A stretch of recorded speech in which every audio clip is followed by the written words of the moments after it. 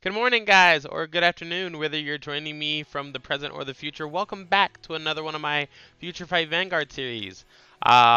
This video, I've been, excuse me if I'm like a little tired. I've been sitting here pumping out videos for a while in the same spot. I think I've only got up to get some water here, but yeah, I'm trying to stay awake to catch up on the videos that I missed. I think I'm like 9 to 10 videos behind, so I want to catch up on those as soon as possible, just like I promised that I would on my other video. But yeah, everything is pretty normal, you know. Just like at the beginning of the video, I always mention my Facebook, Patreon, Instagram, and Twitter. So be sure to follow all of those. We're building up the Discord community soon, and it's going to be a lot of fun. There's going to be giveaways and all that good stuff, so be sure to check that out. And then today we're going to be talking about our Mega Colony GB8 deck, which is going to be Darkface. So let's get right into that. I don't think I have anything else to say about that. Alright, so we're on flipping our G zone as usual. Alright, so starting with our grade 3s, we are going with 4 Intimidating Mutant Darkface. So Darkface is our main grade 3 in this deck. He is also our G-Break Mega Colony unit, our G-Break Strider card. So he has 2 abilities. The first one is a Generation Break 2 ability that says when your opponent's unit is placed on the rearguard circle, I can Soul Blast 2, and then if I do, that unit has to go into the rest position. So what this means is that if your opponent plays a deck that Superior calls, or they just call in general to try to stop you from Giga Stunning their units, or they try to call over stun units, you can just Soul Blast 2, and that unit that they just tried to call is now wasted because you Soul Blast 2 and rested it. So you have to be very careful of like when you use this, because depending on what deck you're against, like the timing of using Darkface could be crucial, and sometimes they can play units to try to bait you into using it. So yeah, just be wary of that. As far as the on-stride skill, Darkface's on-stride skill says, during your turn when your G unit strides on top of this unit, you can counterblast 1. If you do, you choose 2 of your opponent's rear guards, rest them, and until the end of the opponent's next turn, they gain an ability that says, at the end of your turn, if this unit's in rest, your opponent may draw a card. So it's giving your opponent an ability that says we may draw a card if their unit is still rested at the end of their turn. And they're stunned. So I like to call this skill Giga Stun, or Giga Paralyze, as the anime calls it. But it's pretty good. It gets to a lot of card advantage and works very well with the stand trigger in the case that you're gonna stun a third unit, like they have at least 3 units on their board. So we have 4 Machining Tarantula Mark II.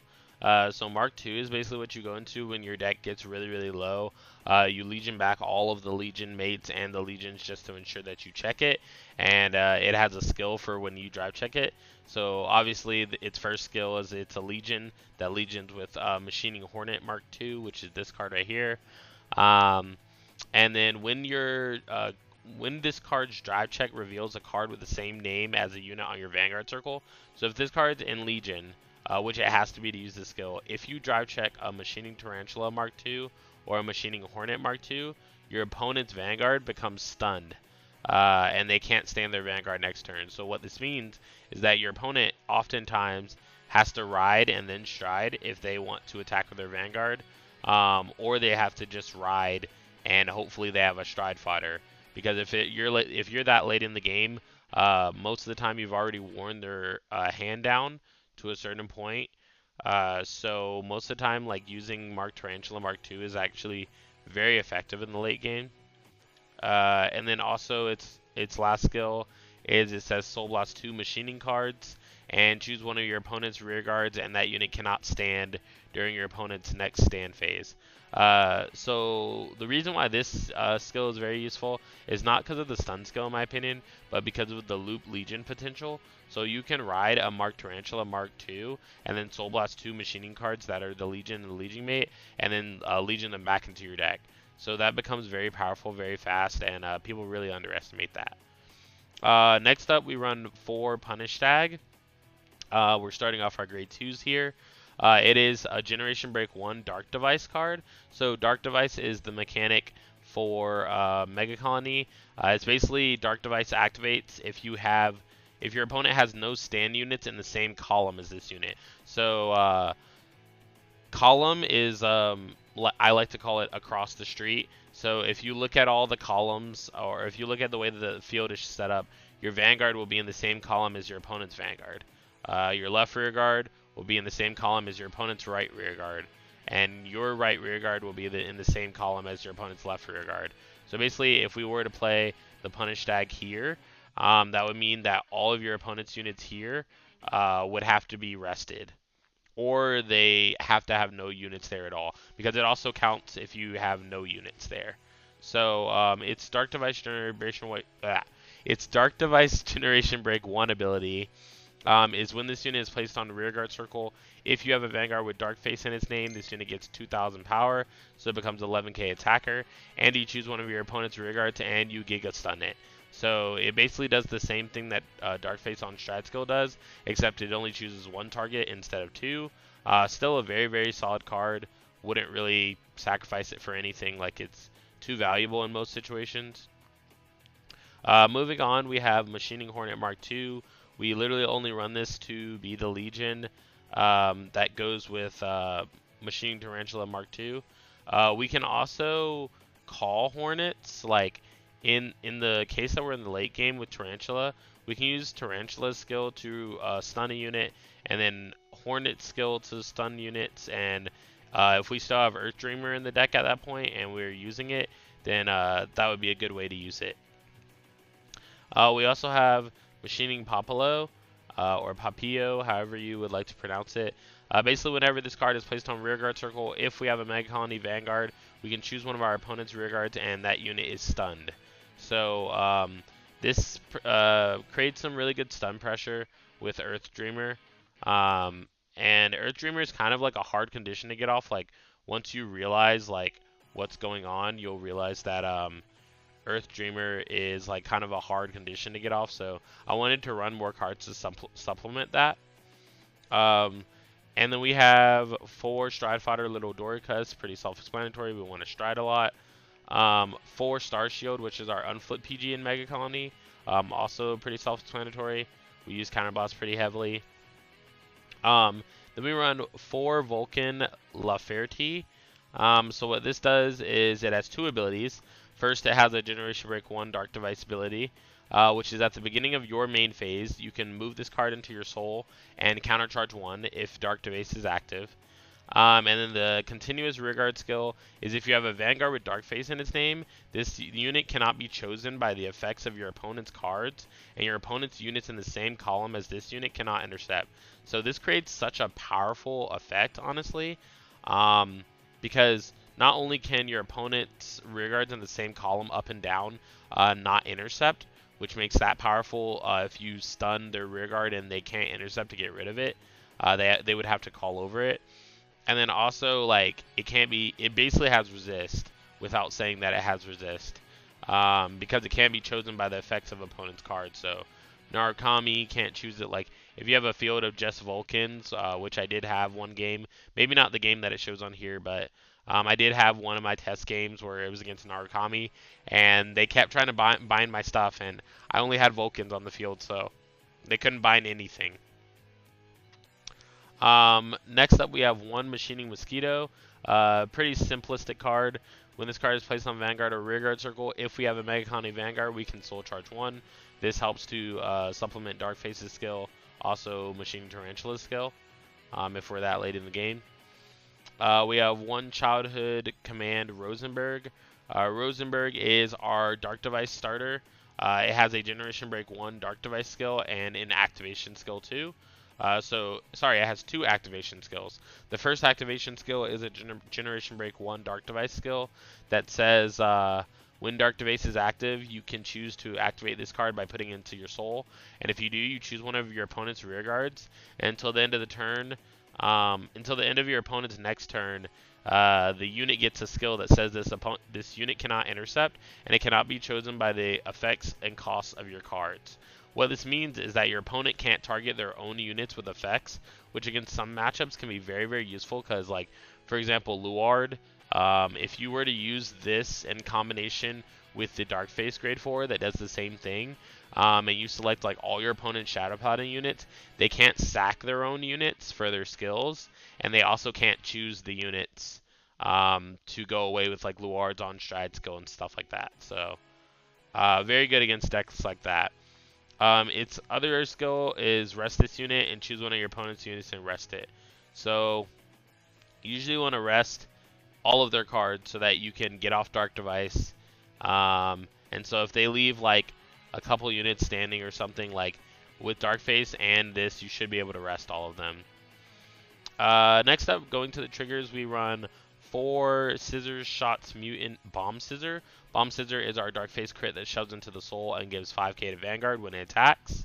Then we run 4 Earth Dreamer, which I talked about this card so heavily. This is honestly like one of the best triggers in my opinion. I wish that its requirement was 2 rested units or more, but I guess that would be too broken. So they did make it 3 units or more. So its Generation Break 1 ability is at the beginning of your opponent's ride phase. So this literally means like your opponent goes into their turn, they stand, they draw, and then you get to use this skill like immediately.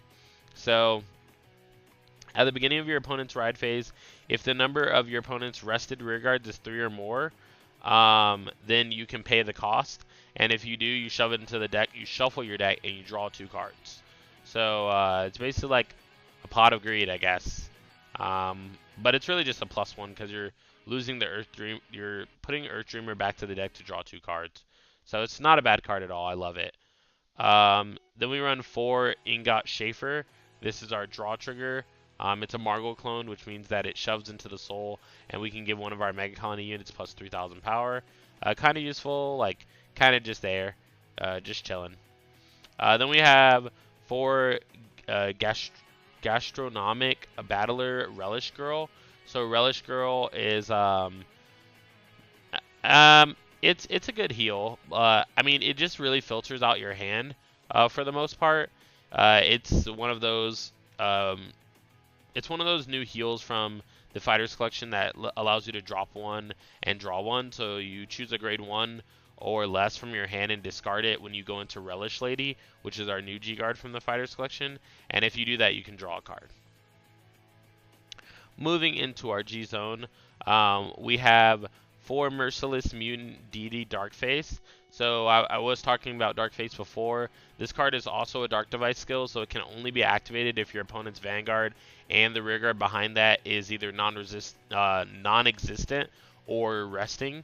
So you want to make sure that when you go into this, that your opponent's entire like column in the middle row is stunned or rested in general. Otherwise, you won't be able to use it, and some people overlook that. But if you're a Dark Device, you can counterblast 1 and choose a card from your G-Zone and turn it face up. So we usually flip this card, honestly. And if we do, we choose up to the same number of our opponent's rear guards as the number of our Dark Faces in G-Zone face up. And then if we do, until the end of our opponent's next turn, they get the same ability that, that the starter gives that says that the unit can't intercept and cannot be chosen by your opponent's cards and effects. So when it gives the skill to your opponent, like it basically tells them that they can't choose their own abilities with effects.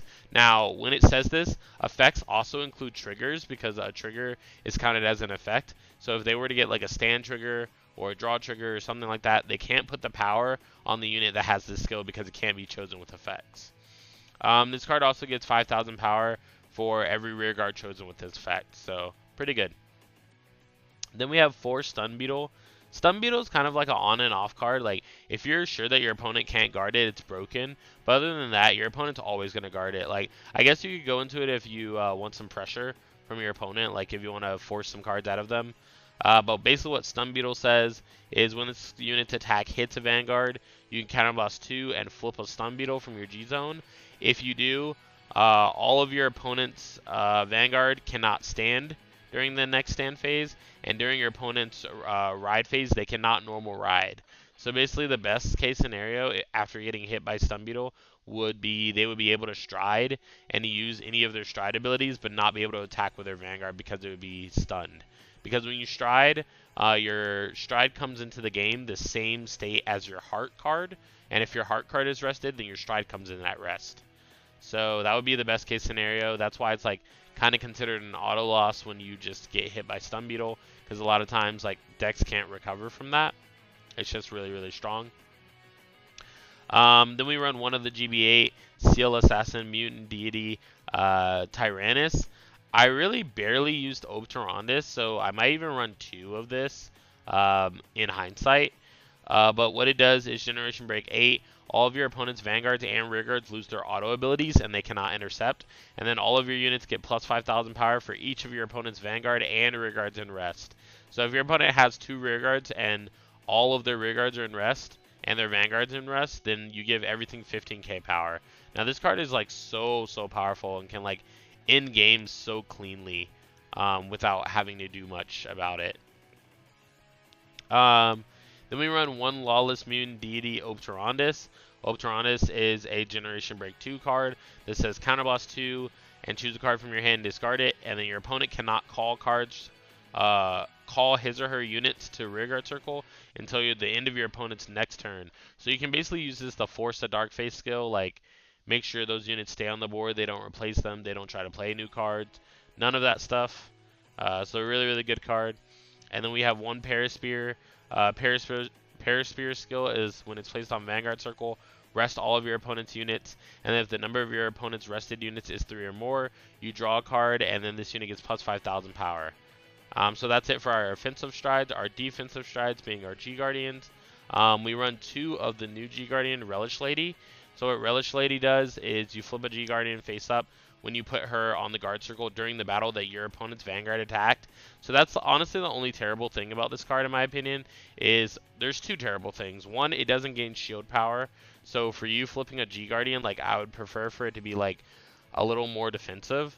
And also like you can only go into it when your opponent's Vanguard attacks you. So it's kind of like very inconvenient for you, because if you know that this ever blocks a rearguard, like you won't get a skill off of it. And we run Grisefort, and Grisefort is the same way. Like you have to guard with Grisefort against your opponent's Vanguard.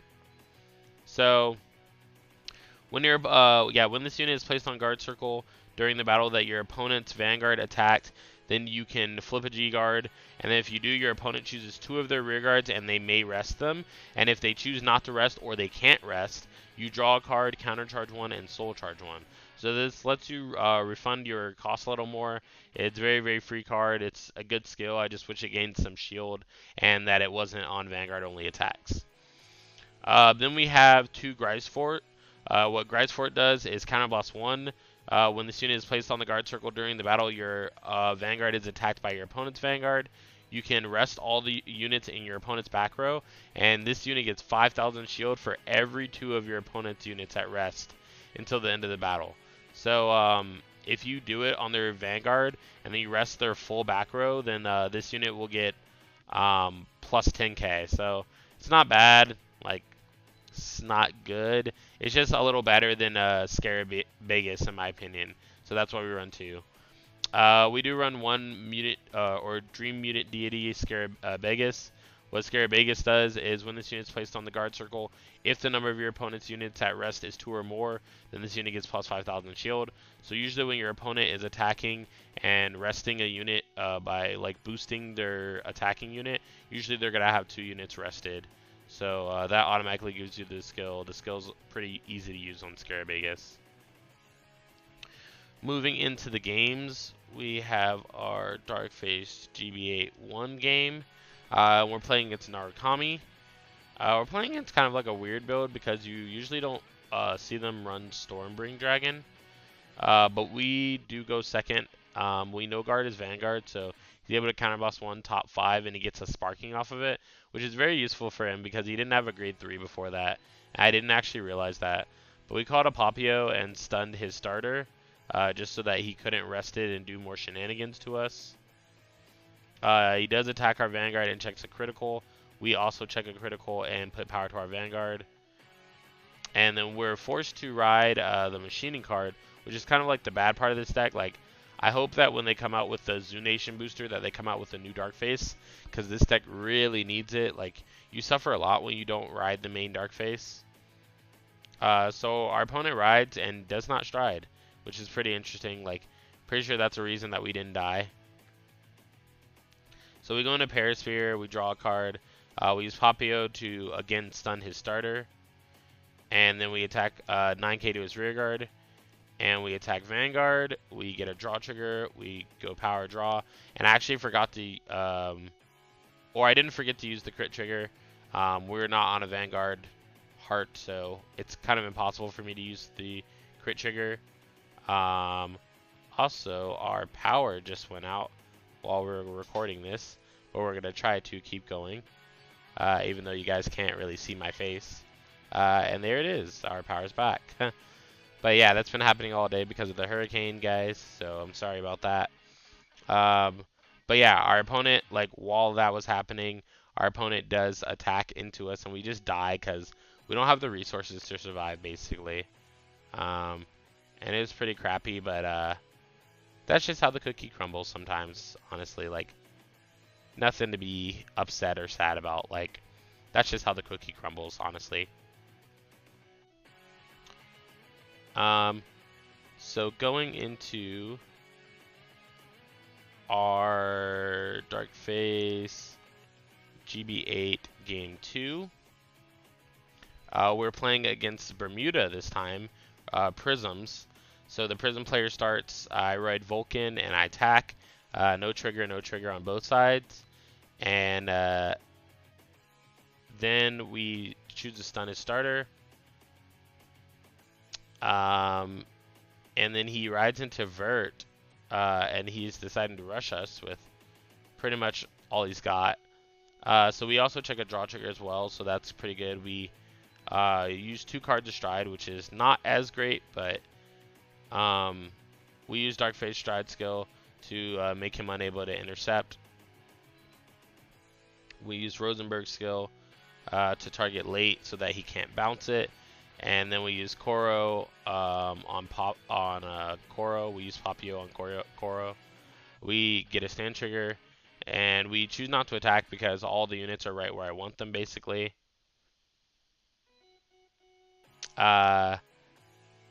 He just chooses to attack our rear guard, basically, and he does get the 2 to pass. I don't even know why I guarded it, to be honest. But we did draw off of Darkface's skill. We're able to go into Perisphere. We go into Papio, Koro stunned, and then we attack for 12, and then 36. And we're not really checking any triggers here, which is unfortunate, but yeah, like I just said, that's how the cookie crumbles. But he does attack us with his Stride, Labrador. I probably should have saved my starter for a little bit later, but we do go into Obturanis this turn, making sure that he can't play rearguards next turn. So that was actually a very strong play for us to do right here, because Prisms like to go into that Limit Break 4 turn that they have. So our opponent instead just strode right here into Riviera and then attacked us with a crit. Which I didn't even know that they get the crit if they're not like playing a Riviera deck, which is pretty janky actually. But we take 3 damage because of that. And then we stride into Stun Beetle, which is obviously not going to hit, but, you know. Yeah, we go into Stun Beetle because he has no rear guards. So all of our, like, things kind of require rear guards. So, yeah, that's why we did that. But he attacks our Vanguard. We intercept. We double intercept. And then he attacks us for 21. We G-Guard into Scarabagus. And then he attacks us with the Vert. we PG as well. He gets a crit trigger and another crit trigger, adds it all to his Vanguard, and then he drops 3 cards, and then uses the vert skill to send it back to the G zone and superior rides. Then he uses the ultimate break to call 3 cards, and I was telling him that if he heals, he doesn't get the triple drive. Basically, it's a continuous skill that gives 3 checks to your opponent. So if you check a heal on the first or second attack, like, you cannot heal. So he doesn't check it. Good enough for him. We do use Darkface skill to use it on the front too. Then we use Vulcan. And then we use Darkface GB4 to choose all 3 cards. Cannot be selected.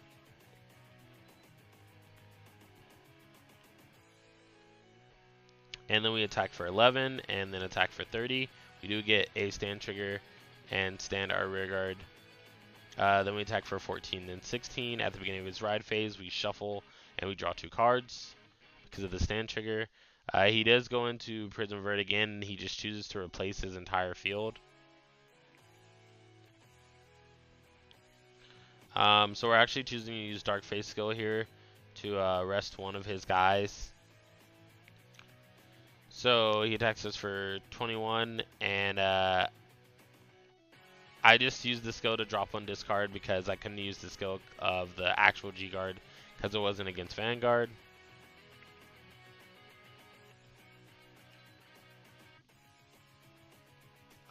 So he's discarding his cards for the Vert, and then he goes into Garnet, and he's automatically already at 4 damage, so he only gets 2 jive checks off of this. So we decide to no pass him. Yeah, we no passed him, and then we guarded the rear guard.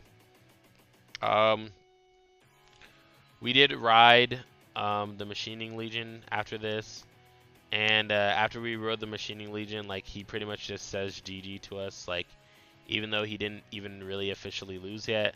But we do end up checking 2 of the Legions, so his Vanguard would have been stunned, and it looks like he doesn't have a grade 3 in his hand, so unless he top decked a grade 3, he wouldn't be able to attack with his Vanguard next turn.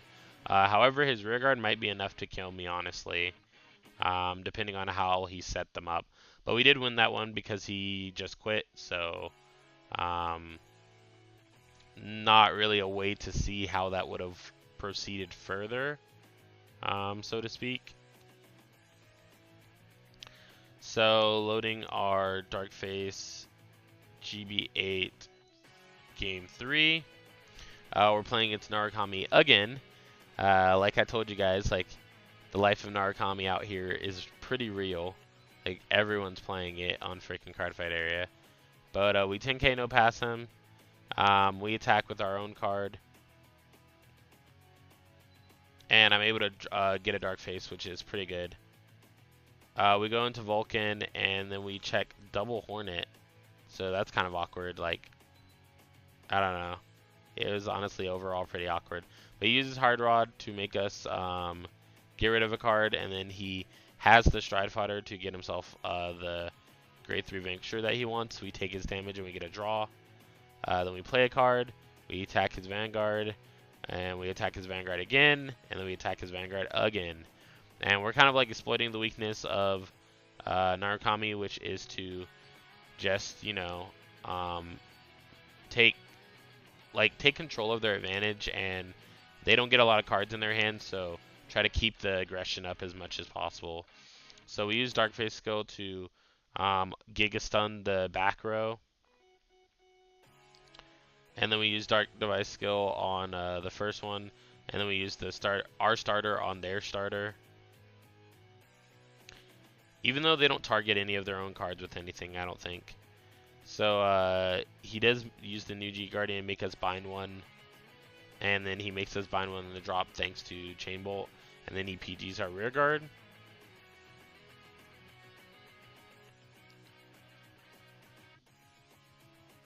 Thunder Strike 4. He strides into Voltage, makes us bind a card. And then I made him rest Voltage Horn because honestly I wasn't having that. Like, I just did not want, you know, that to happen. I would have liked to have guarded his Voltage Horn, but I couldn't without taking extreme risks, so I just didn't. And because of that, we're able to take both attacks actually, so that ends up being pretty good. We draw 2 off of the in-phase Darkface skill, and then we go into Darkface skill again. We use Vulcan to unflip, and then we use Darkface GB4 skill on we use Papio on sparking and Darkface GB4 on the front. We basically just chose a stun beetle to flip this time because we know at this point in the game like it's not going to hit anymore. So we do attack for 12, then 35. Our opponent takes it, and we don't check a crit. So we do send the Earth Dreamer back to our deck. We draw 2 cards.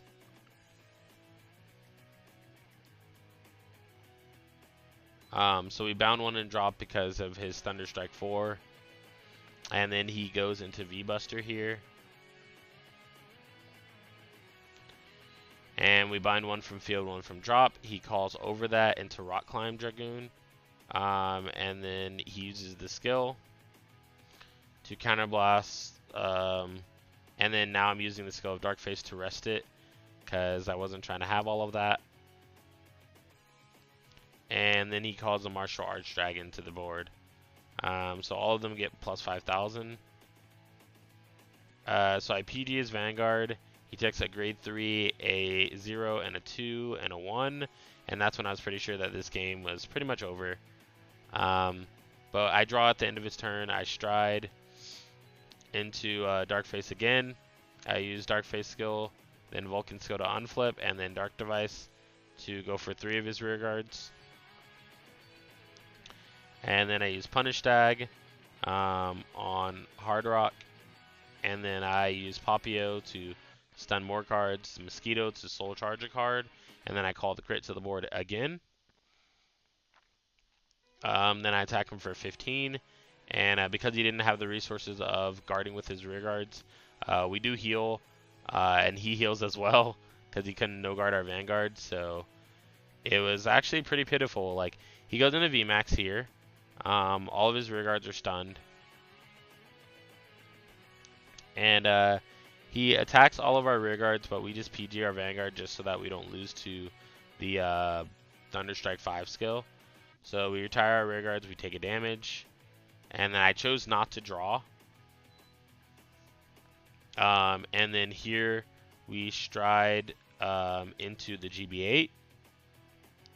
So we're able to get rid of all of his auto abilities.